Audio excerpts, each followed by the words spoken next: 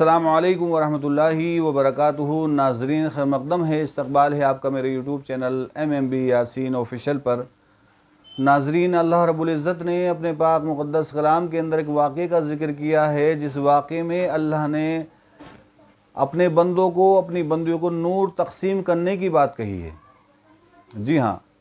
ایک مقام ہوگا پل صراط پر گزرنے سے قبل، اس مقام پر اللہ رب العالمین ایسے خوش نصیب بندے ہوں گے، ایسی خوش نصیب بندیاں ہوں گی جن کو اللہ رب العالمین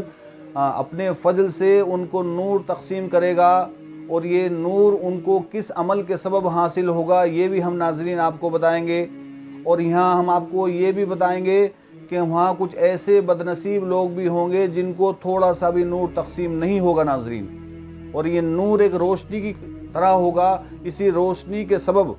یہ پل صراط کو آسانی سے، سہولت سے پار کر سکیں گے ناظرین۔ یہ نور ان لوگوں کے آگے آگے دوڑتا ہوا ہوگا۔ تو یہ کون خوش نصیب لوگ ہوں گے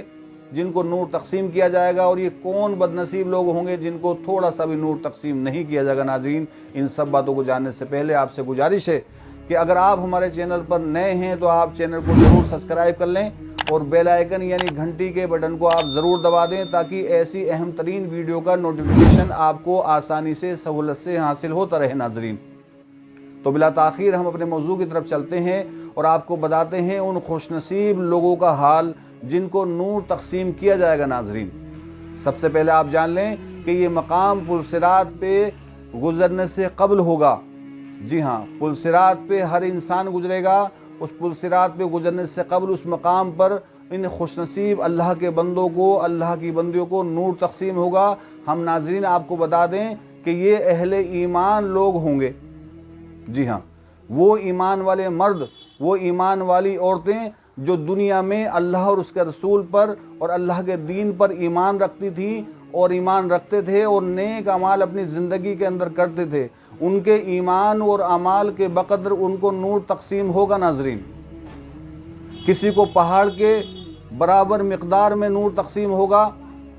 کسی کو کھجور کے درخت کے برابر مقدار میں نور تقسیم ہوگا، اور کسی کو اتنی کم مقدار میں بھی ہوگا کہ ان کے انگوٹھے کے اوپر ایک ٹمٹماتے ہوئے چراغ کی طرح روشن وہ نور تقسیم ہوگا، یعنی کم مقدار میں ہوگا، وہ کبھی جلتا ہوگا اور کبھی بجھتا بھی ہوگا ناظرین۔ گویا کہ یہ بات آپ نے ذہن نشین کر لی کہ ان کے ایمان اور اعمال کے بقدر ہی کم اور زیادہ ان کو نور تقسیم کیا جائے گا ناظرین۔ یہ حال تو آپ نے جان لیا کہ یہ لوگ کون ہوں گے۔ یہ لوگ خوش نصیب مرد اور خوش نصیب جو عورتیں ہوں گی وہ اہل ایمان لوگ ہوں گے، اور ان کے ایمان اور اعمال کے سبب ہی ان کو نور تقسیم ہوگا۔ اب ہم بات کرتے ہیں ان بدنصیب لوگوں کی، ہم بات کرتے ہیں ان بدنصیب لوگوں کی جن کو اس موقع پر تھوڑا سا بھی نور تقسیم نہیں ہوگا ناظرین، اور یہ نور تقسیم نہ ہونے کی وجہ سے، نور نہ ملنے کی وجہ سے یہ لوگ بے حال ہوں گے، پریشان ہوں گے، بلکہ یہ ان لوگوں کو پکار کر کہیں گے جن کو نور تقسیم ہو چکا ہوگا، اور ان کو پکار کر کہتے ہوں گے کہ ذرا ہمیں بھی اپنے ساتھ لے لو، ہمیں بھی، تاکہ ہم بھی تمہارے نور سے کچھ فائدہ حاصل کر سکیں، کیونکہ ہم بھی دنیا میں تمہارے ساتھ رہا کرتے تھے۔ جی ہاں ناظرین، بڑا ہی عبرتناک واقعہ ہے جو باتیں ان احباب کے درمیان میں ہوئی ہیں، اللہ نے اس کو قرآن میں ذکر کیا ہے۔ آپ ناظرین بڑی توجہ کے ساتھ جو ہے سماعت فرمائیں، آپ سنیں، تدبر کریں، غور و فکر کریں، آپ کے ایمان میں اضافہ ہوگا، آپ سوچنے کے لیے مجبور ہو جائیں گے کہ واقعتاً ایمان کتنی بڑی دولت ہے۔ اور دنیا میں اگر ہم نے جو ہے یہ بیداری اپنے اندر پیدا نہیں کری، یا ان انسانوں کو جو ایسی نادانی اور ناسمجھی میں زندگی گزار رہے ہیں انہوں نے اپنی اصلاح نہ کری، تو یقیناً یہ لوگ آخرت میں خسارے والے ہونے والے ہیں ناظرین۔ تو میں ان لوگوں کا حال آپ سے بیان کر رہا ہوں کہ جن لوگوں کو نور تقسیم نہیں ہوگا، یہ ان لوگوں کو پکار کر کہیں گے اور ان کا نام لے کر کہیں گے اور ان کو پکار کر کہیں گے تمہارے ساتھ آنے دو تاکہ ہم بھی تمہاری روشنی سے کچھ فائدہ حاصل کر لیں۔ تو یہ لوگ، یہ ایمان والے مرد اور ایمان والی عورتیں، یہ ان لوگوں کو جواب دیں گی۔ اس جواب کا بھی ذکر اللہ رب العالمین نے اپنے پاک مقدس کلام کے اندر کیا ہے ناظرین،